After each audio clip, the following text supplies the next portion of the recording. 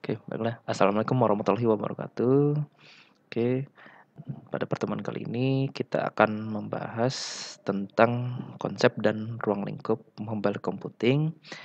Jadi di pertemuan ini ya, kita akan melihat ya, mengenai gambaran dari teknologi mobile computing ya, kemudian kita akan lihat juga hardware atau kelebihan dan kekurangan dari mobile computing itu sendiri.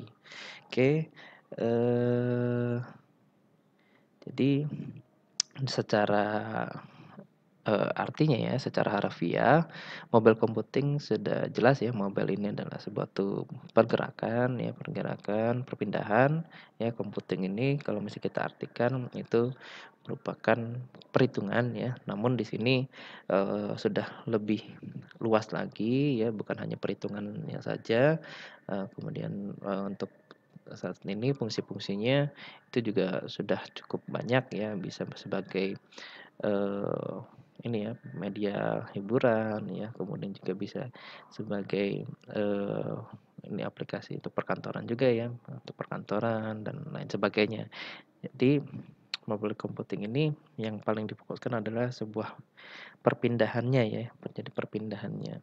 Oke, bisa kita lihat di sini ada, gambaran dari, eee, mobile computing ya. Jadi di mana handphone kita atau laptop kita ya, ini bisa terhubung ke jaringan ya, melalui pemancar-pemancar yang ada, kemudian juga bisa mengakses GPS ya. Jadi GPS ini juga bisa kita akses sehingga kita bisa mengetahui lokasi kita. Nah, ini sangat membantu sekali ya dalam pekerjaan kita. Mungkin kalian sudah, menggunakannya di kehidupan sehari-hari ya. Nah, jadi, kemampuan teknologi untuk menghadapi perpindahan manusia dalam penggunaan komputer secara praktis, nah itulah yang disebut dengan mobile computing. Nah, dari pengertian ini kita dapat menyimpulkan bahwa mobile computing ini, sangat dibutuhkan mengingat penggunaan komputer saat ini sangat tinggi ya, sehingga penggunaan mobile computing dapat memudahkan para pemakai komputer dalam melakukan segala aktivitas dengan menggunakan, komputer ya. Nah, jadi perkembangannya juga saat ini, sudah sangat banyak ya, bentuk-bentuknya atau jenis-jenisnya dari mobile computing itu sendiri. Nah, untuk, lebih memahami lagi tentang mobile computing, ada baiknya kita pahami dulu ya sejarahnya, jadi bagaimana perkembangannya dari, mobile computing ini. Nah, perkembangannya jadi di, tahun 1968 ya, ini, dikembangkannya sebuah komputer portable yang menawarkan sebuah media elektronik modern ya, dan diperuntukkan untuk anak-anak. Oke, selanjutnya dikembangkan lagi teknologi, eee, mobile computing yang lebih canggih lagi. Jadi pada tahun 1982, eee, muncullah namanya grid kompas ya, 1101. Nah, di sini, cover sudah bisa dilipat, bisa kalian lihat sendiri gambarnya ya, ini sudah seperti laptop pada saat ini. Ya, kemudian, ini dikembangkan oleh Bill Moggridge ya, dan harganya ini yang cukup fantastis yaitu mencapai $10.000. Dan dengan harga yang segitu ya, jadi, eee, Grid Kompas ini hanya dapat gunakan atau dinikmati oleh kalangan militer AS dan NASA saja. Nah, namun juga, memang kebutuhannya pada saat itu lebih urgent ke Eee, ini ya, Badan Antariksa yang ada di Amerika ini. Ini bentuk komputernya ya. Nah, ini spesifikasinya, jadi di sini sudah menggunakan Intel ya, jadi Intel sudah mengembangkan prosesor yang kecepatannya itu 8 megahertz pada saat itu, kemudian RAM-nya 256 ya, kilo ya, ini bukan mega, jadi 256 kilo RAM-nya, dan di sini ya OS-nya menggunakan Grid OS. Jadi dikembangkan sendiri sendiri ya OS-nya. Nah, kemudian muncul lagi ada namanya compact portable ya. Compact portable ini dikembangkan pada tahun 1984 ya, namun sayang sekali ini kurang populer pada saat itu. Jadi ini dikembangkan oleh IBM ya. Di sini masih berat ya komputernya dan belum ada baterainya sehingga ya kurang populer ya pada saat itu. Nah, lalu muncullah sebuah device lagi, perangkat lagi, PDA ya, atau dalam bahasa Indonesianya asisten digital pribadi. Nah, di sini alatnya lebih kecil ya dan bisa dibawa kemana mana. Nah, ini dikembangkan sudah lama sejak tahun 1986. Nah, dengan PDA ini ya, ini akan membantu pekerjaan kita ya seperti melihat dokumen ya, kemudian melihat, foto ya. Jadi sudah bisa dilakukan di PDA ini dan email juga sudah ada ya pada saat itu. Oke, kemudian, eee, perkembangannya ini cukup pesat ya. Pada tahun 1990 muncullah sebuah, perangkat yang sudah mungkin cikal bakalnya dari laptop ya, laptop yang saat ini, yang di sini sudah menggunakan, layar yang multicolor ya, jadi bisa menampilkan gambar yang berwarna, kemudian prosesornya juga lebih, tinggi ya, frekuensi clock-nya itu mencapai 20 megahertz dan RAM-nya juga 2 megabyte ya. Nah, kemudian untuk hard drive-nya itu 40 megabyte dan harganya pada saat itu adalah, sekitar $23 ya.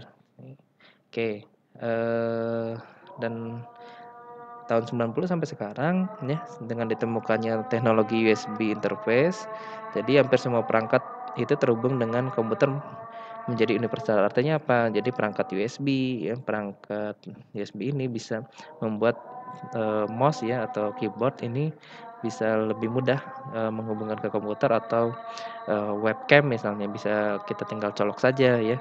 Kemudian dengan dikembangkannya wireless LAN pada tahun 1999, laptop, ini tidak lagi statis, jadi dapat mengakses jaringan di mana saja ya, mengakses jaringan di mana saja.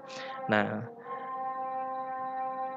nah, bagaimana kondisinya mobile computing pada saat ini? Jadi saat ini itu terdapat 7,2 miliar perangkat mobile dan ini angka yang sangat luar biasa ya.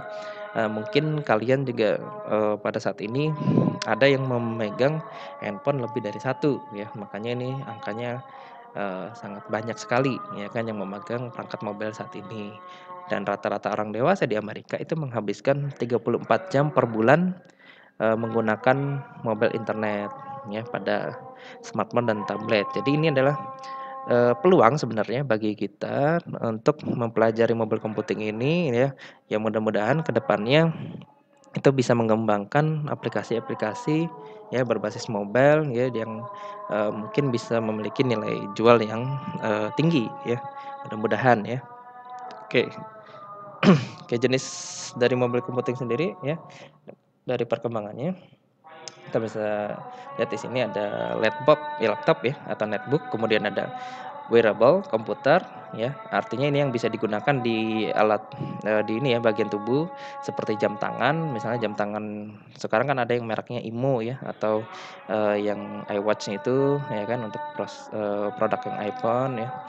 Kemudian ada PDA, ada tablet PC ya.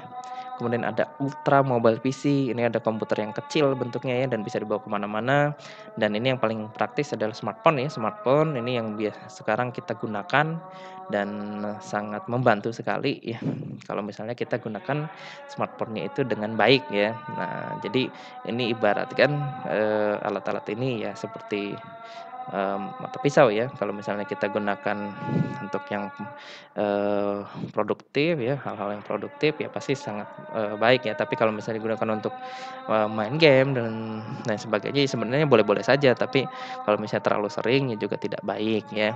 Nah, oke,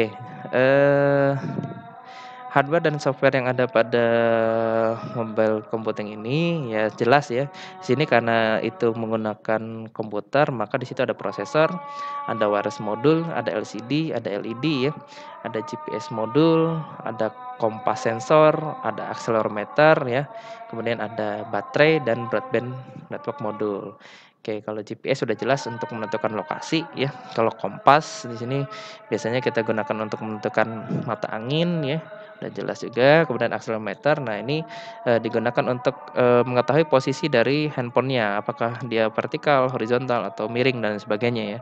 Kemudian baterai, ini adalah komponen yang sangat penting untuk mobile computing karena dengan daya tahan yang lama akan, membuat kita ya, lebih ini lagi ya, jadi tidak perlu ngecas terlalu sering ya jadinya ya, dan bisa digunakan dalam jangka waktu yang panjang. Kemudian broadband network ini ya seperti jaringan 4G, 5G ya, dan 3G dan sebagainya. Oke, software-nya ada apa saja?